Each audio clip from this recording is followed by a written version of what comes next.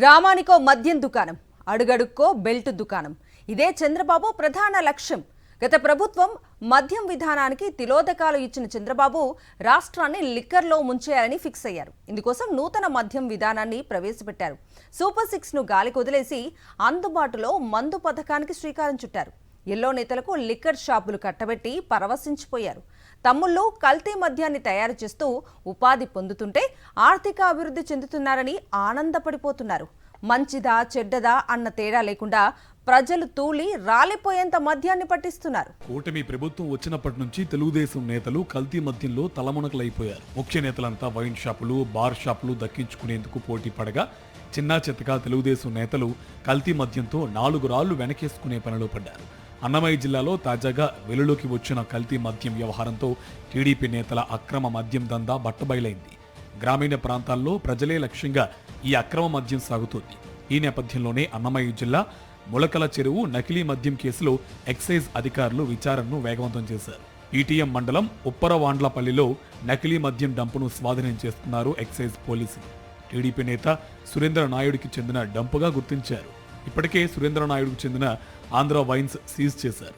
Excise అధికారులకు లభించిన dairy ఆధారంగా 78 బెల్ట్ షాపులకు నకిలీ మద్యాన్ని సరఫరా చేస్తున్నట్టు ప్రాథమికంగా గుర్తించారు. ఇప్పటికే ఈ కేసులో 10 మంది నిందితులను అరెస్ట్ చేసిన ఎక్సైజ్ అధికారులు మరో 4 కోసం గాలిస్తున్నారు.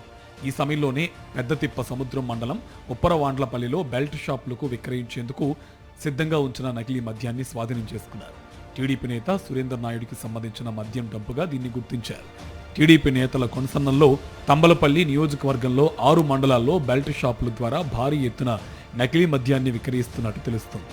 ఈ కేసులో కీలక నిందితుడిగా ఉన్న జనార్దన్ రావును అరెస్ట్ చేసేందుకు 4 ప్రత్యేక బృందాలు గాలిస్తున్నాయి. ఇప్పటికే జనార్దన్ రావు సోదరుడు రాజును ఎక్సైజ్ అధికారులు అదుపులోకి తీసుకుని విచారిస్తున్నట్టుగా తెలుస్తోంది. డైరీలో ఉన్న 78 బెల్ట్ షాపుల నిర్వాహకులపైన విజిలెన్స్ అధికారులు దృష్టి పెట్టారు.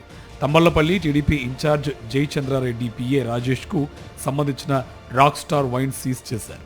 ప్రధానంగా రాక్ స్టార్ వైన్స్ కు చెందిన వ్యాన్లో నకిలీ మద్యాన్ని ఈ 78 షాపులకు సరఫరా చేసినట్టు తెలుస్తోంది. అన్నమయ్య జిల్లాలో కల్తీ మద్యం వ్యవహారం బట్టబయలు కావడంతో అసలు మద్యం ఏదో నకిలీ మద్యం ఏదో పోల్చుకోలేని పరిస్థితి నెలకొంది.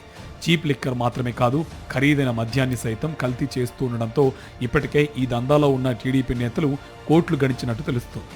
ఈ కల్తీ మద్యం వ్యవహారంలో కింది స్థాయి నుంచి పై స్థాయి వరకు నేతల పాత్ర ఉన్నట్టు చర్చ జరుగుతోంది. ఎక్సైజ్తో పాటు విజిలెన్స్ అధికారులు సరైన రీతిలో దర్యాప్తు జరిపితే చాలా మంది టీడీపీ నేతల పేర్లు బయటకు వస్తాయన్న ప్రచారం జరుగుతుంది.